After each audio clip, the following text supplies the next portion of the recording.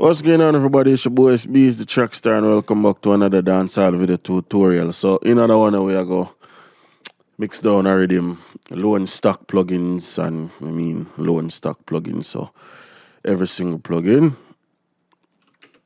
will be made by Image Line.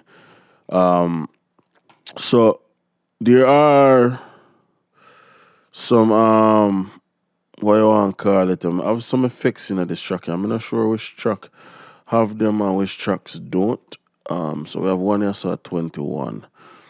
This is the telephone vocal effect. Alright, so I'm gonna listen to this and hear what I do want to see. Brother, I'm not even linking the thing them to the mixer. Let's do that. We don't need that. Don't need that. That man have nothing upon it. This now nothing upon it. Okay, so let's link them to the mixer. And now we have, so it's only 9 tracks, really? 1, 2, 3, 4, damn. Whoa, I can see it in your eyes. I can see it in your eyes. Whoa, I can see it. Okay, so 2 options, right? So what am I gonna do? For the sake of not using any stock plugins in this session, we're gonna just record for the sake of not using any third-party plugins, we're gonna just record this vocal loop here. And alright, so we get that recorded. Now this track here, this blue track, we're gonna leave it as it is, and it's not really a part of the rhythm, it's just a cappella one with drag in for kind of build the rhythm around. So it have some third-party plugins, but like I said, we're not going to use it, we're not going to do nothing with it, we just have to mix the rhythm, so I left that. I record the vocal effects track, so we'll turn off all of the effects on that, so all we're going to do is volume on this track, and outside of that, there's no other plugins in the session except for the my vocals, which all of these are stock FL Studio plugins, using the EQ, multiband compressor, Maximus, and the limiter. So let's get into this track and give a quick preview, and then we can start work on it. So this is the track as it presently is. Volumes levels are gonna sound like crap, so I'll turn that down. And this is the track as it is right now.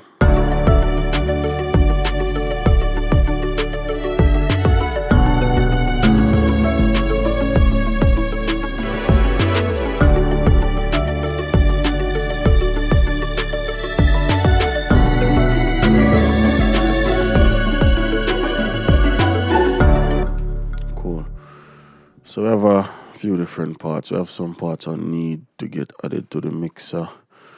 So what we are going to do is we are going to color up some of these tracks. Actually, for right now, we're not even no color. We do it after the fact. But there are 5 parts. So these right here need to get added to the mixer. Is the strings where you hear the pizzicato and all of that. That's these files. It was originally arcade, but I record it out and consolidate them down. So we'll go highlight all of them, bring them to infinity. Same thing with all of these, bring them to infinity. Boom. So when I play now,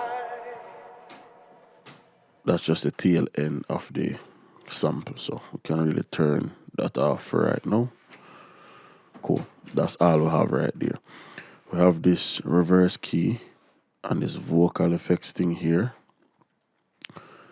which is in track 5. So we need to move both of these out of that and put them next to the legato strings them. And we recolor everything when we're done with this mix. So first thing we have is a piano. Now, this piano took me by surprise. It's from FabFilter's Twin 2. I think we need to start explore that a little bit more. I have it for years now.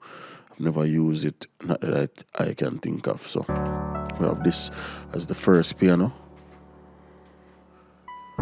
Even before me even get into that, I'm kind of address something. There's nothing wrong with stock plugins, right? The main reason why third-party plugins are more popular is because they have more options, right? So I'm gonna do a quick comparison just to kind of explain what I mean. So if we go to the FL Studio stock parametric EQ, right? And then we'll go to FabFilter Pro Q3, which is one of my favorite EQs. Use it in every single rhythm on my bill. So what I think of one of my favorite EQ is there are limitations to the FL Studio stock EQ. Does that mean that it's bad? No, it just means that it's lacking certain things. So certain things what the Pro Q can do, like if I go and put a band right here, just double click and put a band, right? There's no double click and put a band in here. You have 7 bands, you just have to work with it. You see me? So that's the first limitation. Second limitation, mid-side processing, right? So I can easily right click on this band, stereo placement, put this in the mid. Now I can boost anything in the mids. You see me? Very, very easily. I don't know of FL Studio's parametric EQ having that option. It might. I have not used this EQ in a good while. You understand what I say? So I cannot speak to that, isn't it? The next thing is different latencies, isn't it? So you have zero latency, natural phase, and linear phase. This has, I believe, a linear phase button, but that's it. You know what I mean? For me, I don't really ever change from zero latency, so I don't really use linear phase, but to another person that might matter. You understand what I say? Both of them, of course, you can resize them, make them bigger, make them smaller, whatever the case may be. But, of course, this is not a comparison video, so we're gonna mix, but I just did want to kind of explain, the differences when we may say like third-party plugins just are gonna have more options. You understand what I say? That's the major difference between third-party and stock plugins. Third-party plugins might make certain things easier to do because literally if I load up a preset, so if we're going to piano and go mid-side controlled, right? So this is a preset I'm gonna make based on the cinematic piano inside a keyscape. For me, if you recreate this effect, it would take me, we have 1, 2, 3, 4, 5, 6, 7, 8. So it would take me a minimum of two of these EQ. On top of stereo imaging plugins if you do the mid-side effect when I try achieve. So I probably would have to create a whole chain if you do the effect of this one single plugin. You understand what I say? I believe I'm not sure about side chaining inside of here, but I can side chain, a EQ. I can visually see what go on in another EQ, in the Pro Q. You know what I mean? So it's like a lot of different little things, but is it crazy better than the stock EQ? No. You can get similar results, but like I say, you just have to go do more. So now that we have that out of the way, let's get into the mixing. And yeah. So I'm gonna delete them two things. Boom. So we have the piano.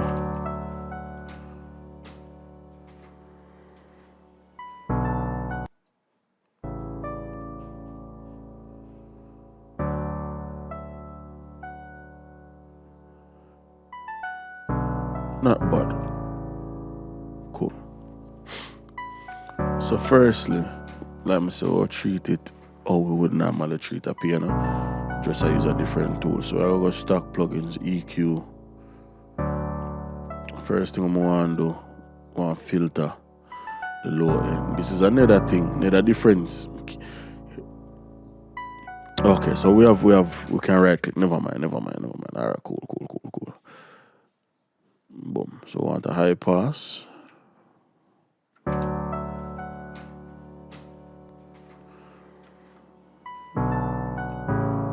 I will go up to about 100 or so. Let's open this up a little bit. Let's take out a little bit of that.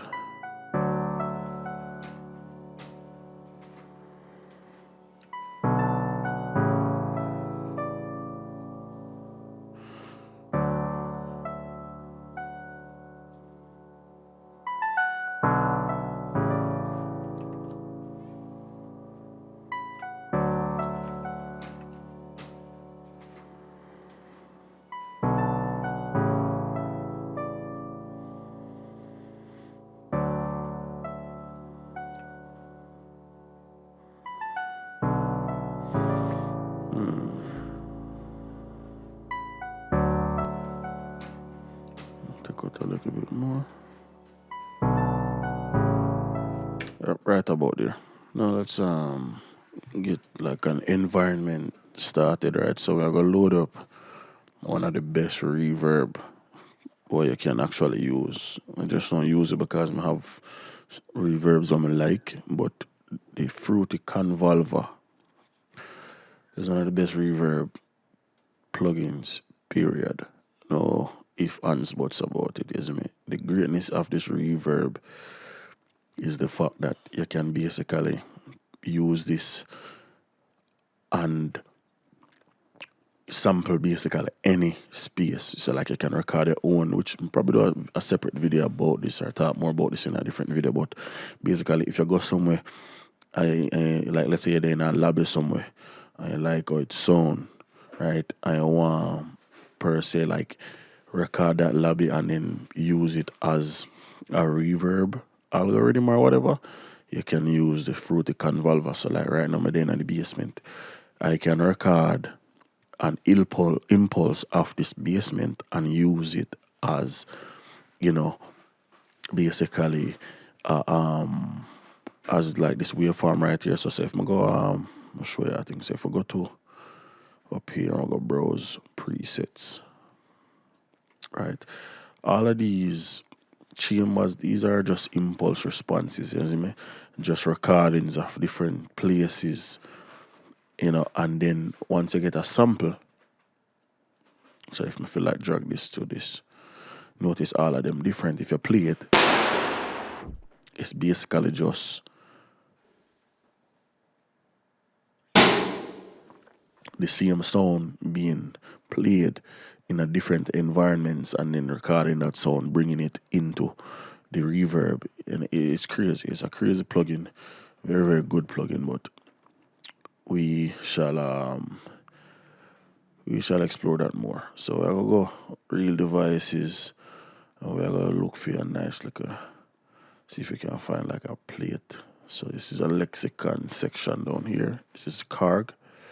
So we use lexicon. Not in a plate, but let's do a large hall.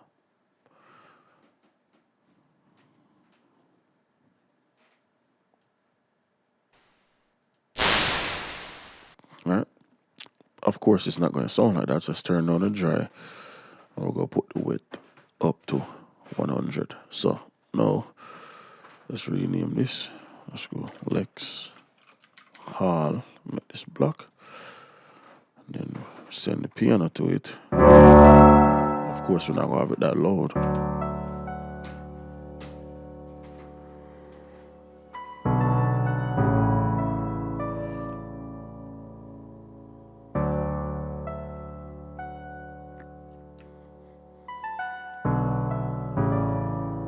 If you listen to the reverb by itself, so now we can do some shaping, so we can load an EQ upon the reverb. Now right click up here, press 40 to 18, and then we'll go shape the reverb now.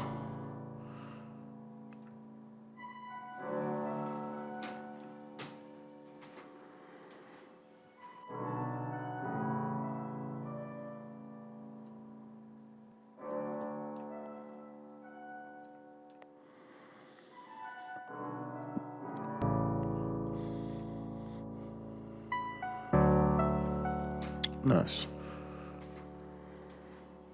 Let's bring in this snare is non-existent, so let's delete that. We have the kick.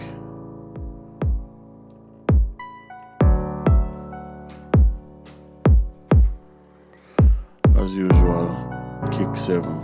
No need to do anything. Only thing I gotta do, I gotta clip it. And that's about it. There's nothing else that needs to be done to this kick.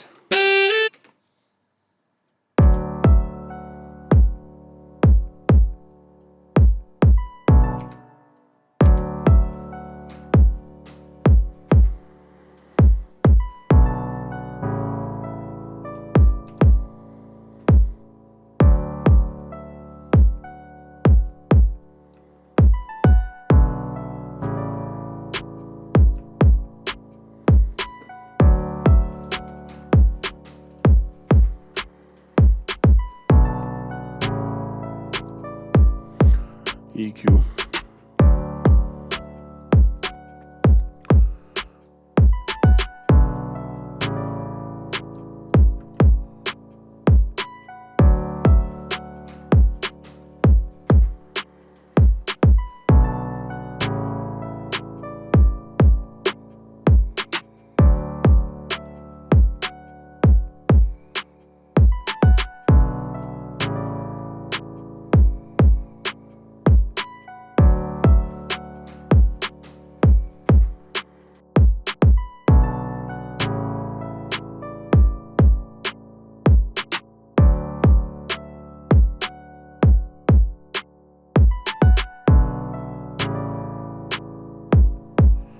Let's see if FL Studio have a gate. Give me 1 second there. Stock plugins. Limiter. There's no gate in FL Studio, is there? I don't think so. Alright, so I figure use Fab Filter gate because there's a lot of background noise. I'm want to kind of get rid of that. Get off it. I hear echoes from the snare.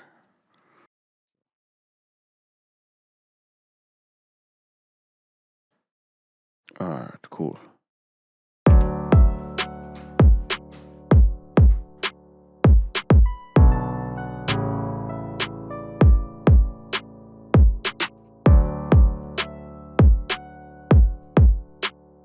Alright, cool. So that sounds much better, isn't it? Like if you listen, without the gate, we have this. All is frying. Then when we play, I hear an echo. You know, because I'm not dealing up on the snare, so let's see if it sounds.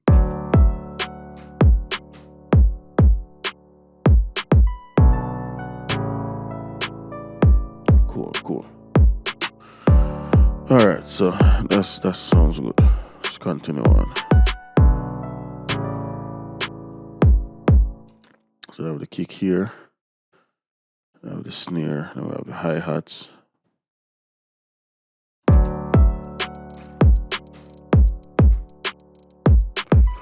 Alright, I'm gonna put that full in mono.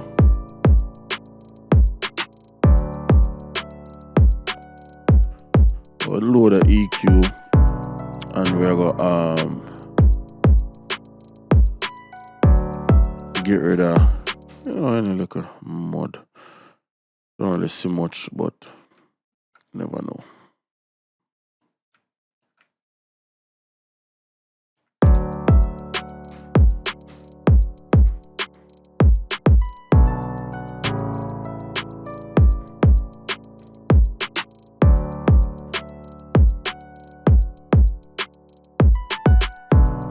And we have the 808 here.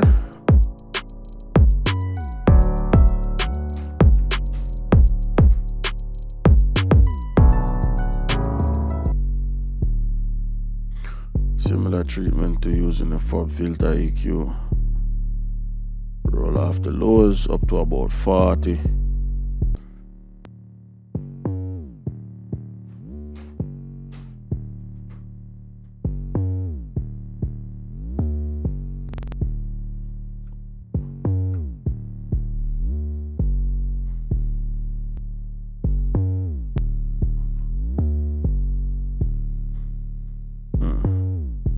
Yeah, up to about 40. Then top end wise,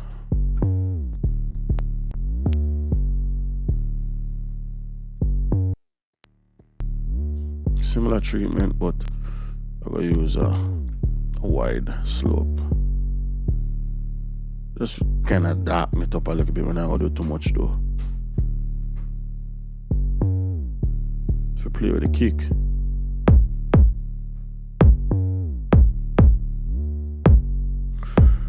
If you do the side chaining, we're going to use the stock limiter.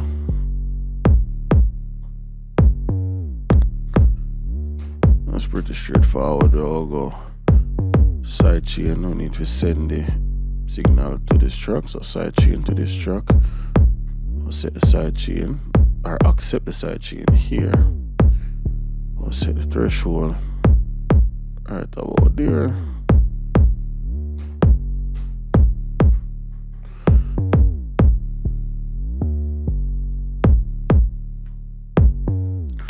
Knee, we're gonna go harsh. Ratio, we're gonna do 3 to 1, 4 to 1 ish, somewhere around that area there.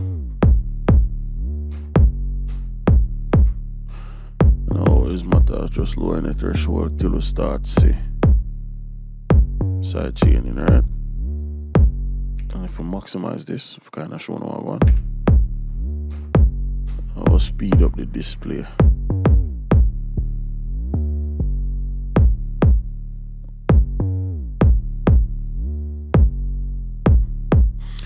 Without turn down the release, so make it release faster. We don't want the 808 to get ducked too much.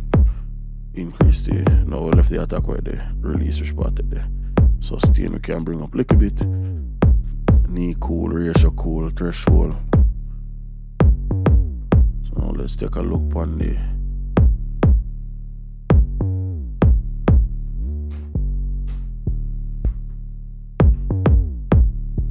cool. I got add to the 808 plugin named Blood Overdrive. Get some, distortion.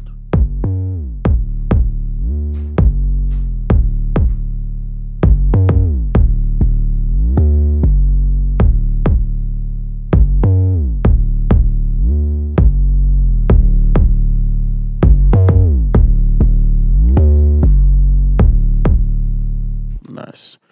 Then we're gonna turn down the mix though. This is how we're gonna use, get more out of it, but not too much. So that's the 808 by itself right now.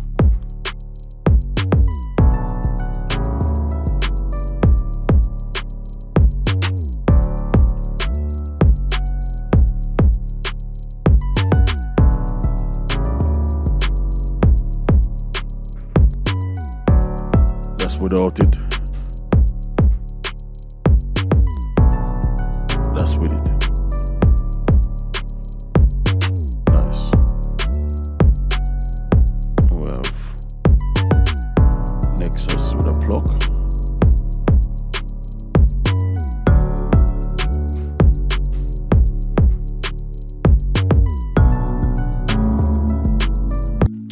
Let's do something with this piano real quick. Let's spread it out, get some wideness. I'll go steer shaper. There's a preset named delay.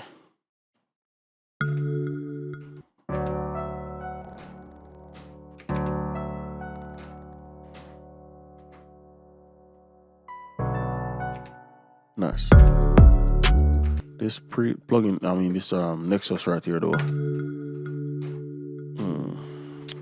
So what we can do with this.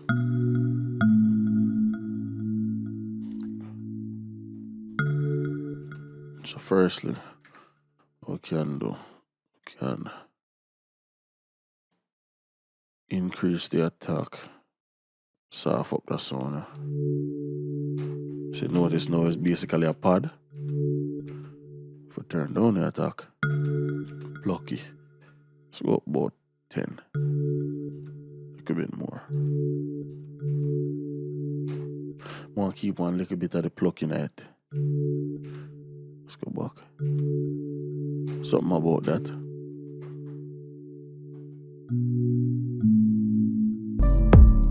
Let's turn it down. Because all we are going to do is we are going to first go stereo shaper, spread it out, and then we are going to shape it with an EQ. About that.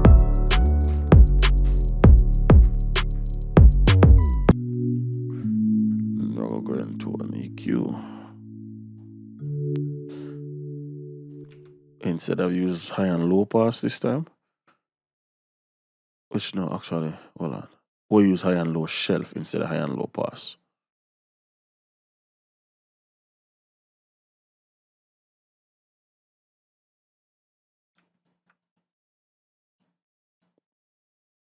So this is a low shelf, high shelf.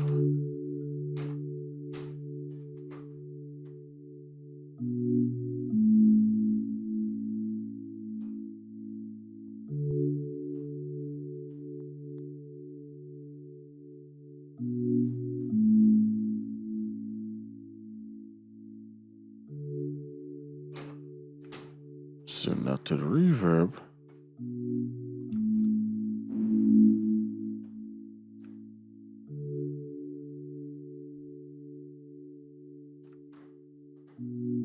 Listen now.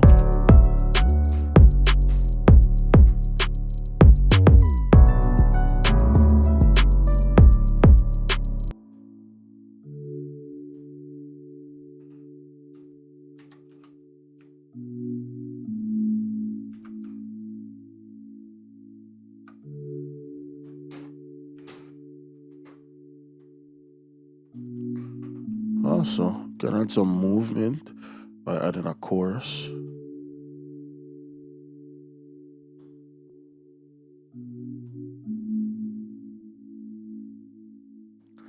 Actually like that stock. Let's add some more width.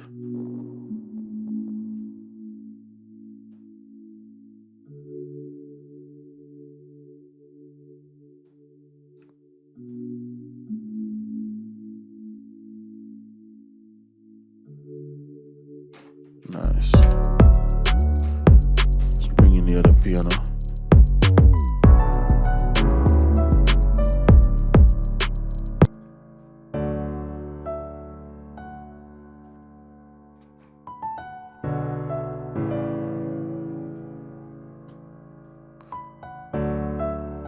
Kind of the same treatment for this.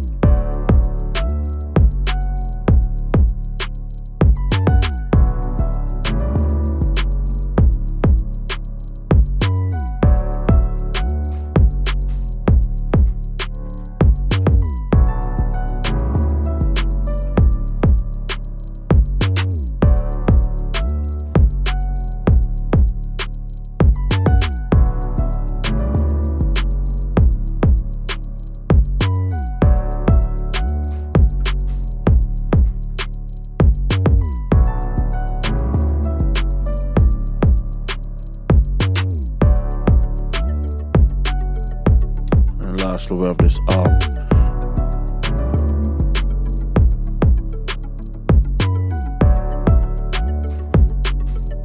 Wrong EQ.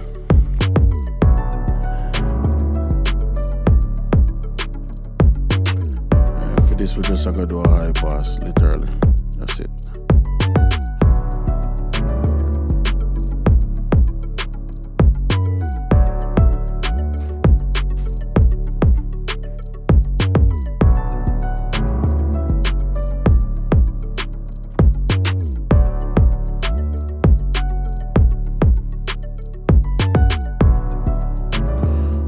Have the samples them. So the first one we have this reverse vocal.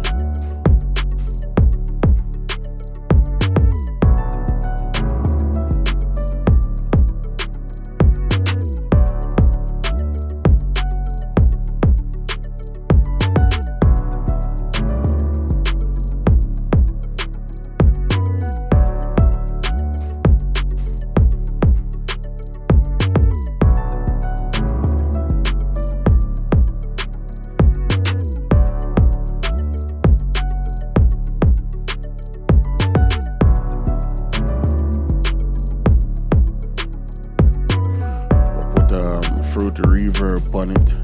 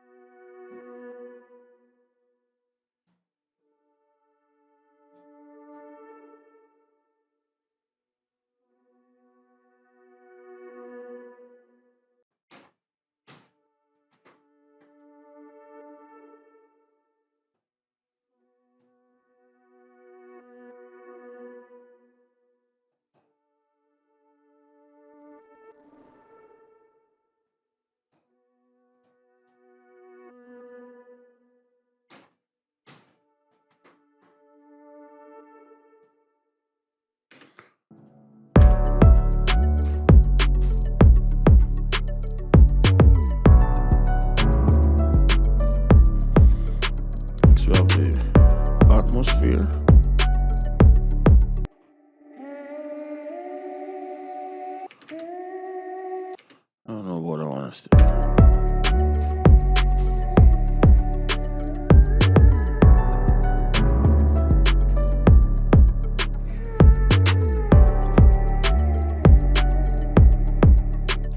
Yeah, I don't know what I want there. I have the legato strings. So push this to the right, to the left.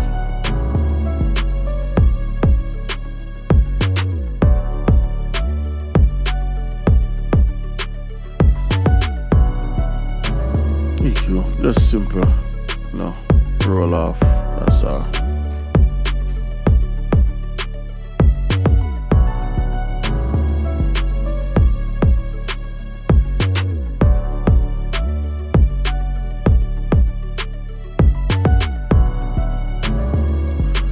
Alright, that's one. The second one, we'll put that on the right side.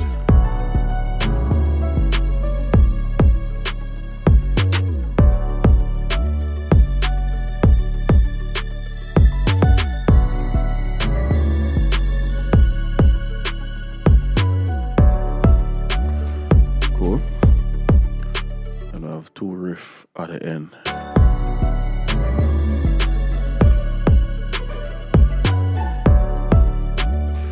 I'll put the two of them a little bit to the left side. Transition right there, so but we get that in a second.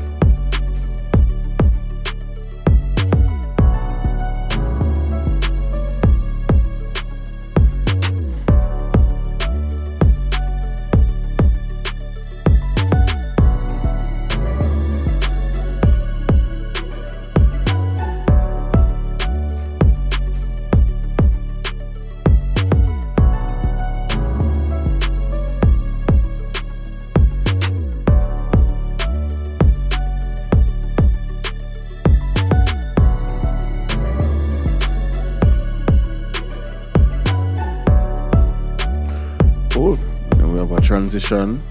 What happens right here?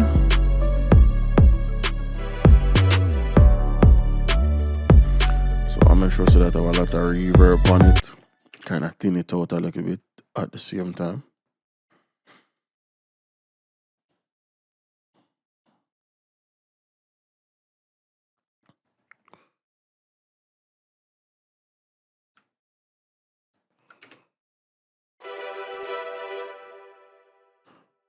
Let's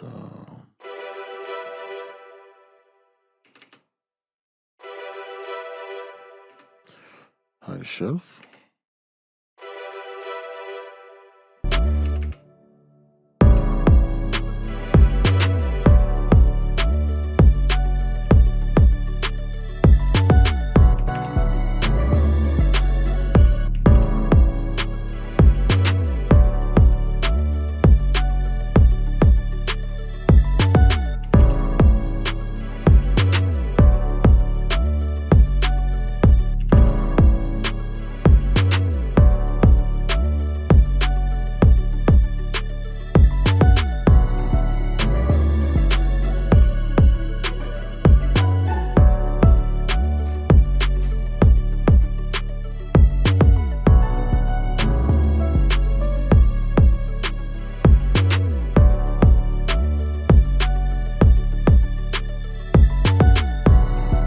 as far as levels wise, we're right around my sweet spot, -5, -6. You see me? So from there, I just mastering. Is it simple, simple, simple.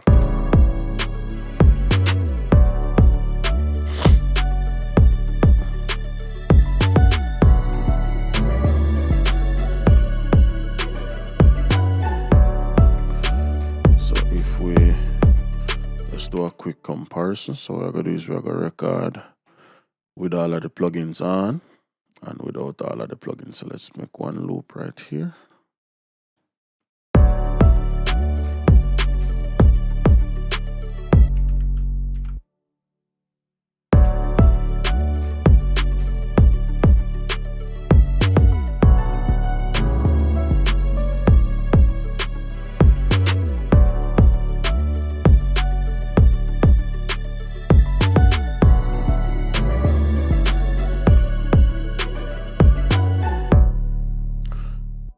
Alright, so that's with all of the plugins on. This is without all of the plugins.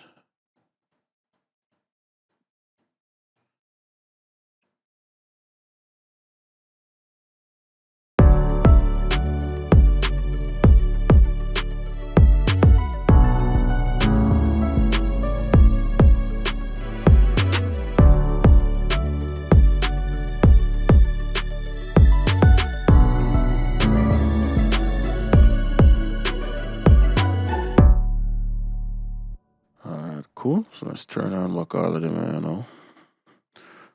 And what we are going to do is I'm going to run my mastering chain so that we can give a fair assessment and listen to the difference between the two. So remember, the first one is with all the plugins. We'll do this the other way around. This is without, this is with. So load my mastering chain.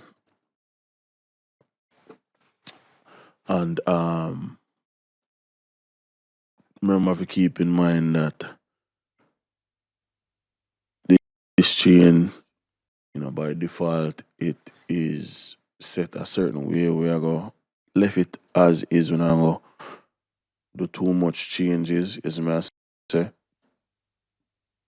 We just are going to listen to the two different tracks. So this is without the plugins on.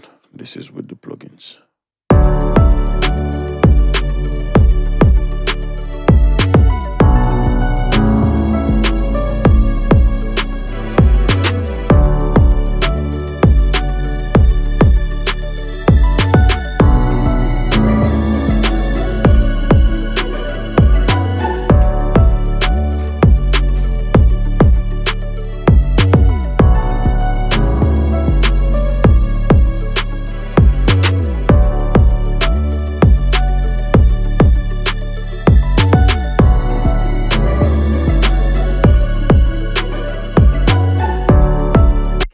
Cool. So now there's no crazy difference between the two tracks now. There are differences in detail, right? So this track here,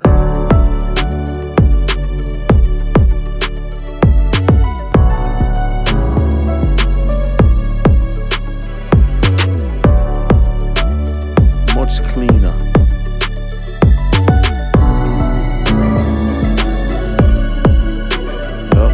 Piano sound much better in the track, with the plugins on it, because it's clean. That's the difference. It clean, it more detail, it have a polish to it. You understand what I'm saying?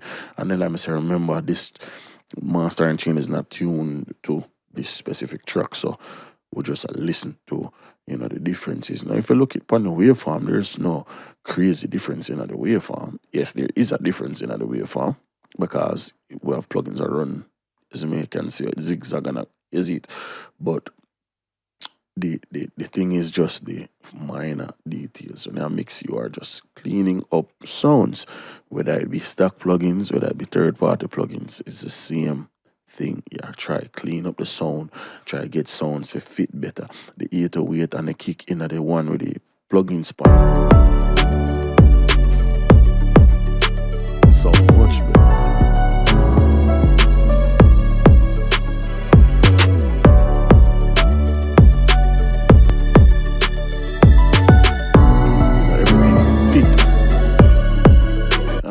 everything fit together more in the track with the when we mix everything fit more, and that's the thing, you have to try fit tracks. So what we do, we pan out certain sounds, we do this to certain sounds, we do that to certain sounds. That's the whole point of the mixing process, is me. So hopefully you learn something from this. Until next time, it's your boy, Itz-Beez-Da, TrackStar. Peace.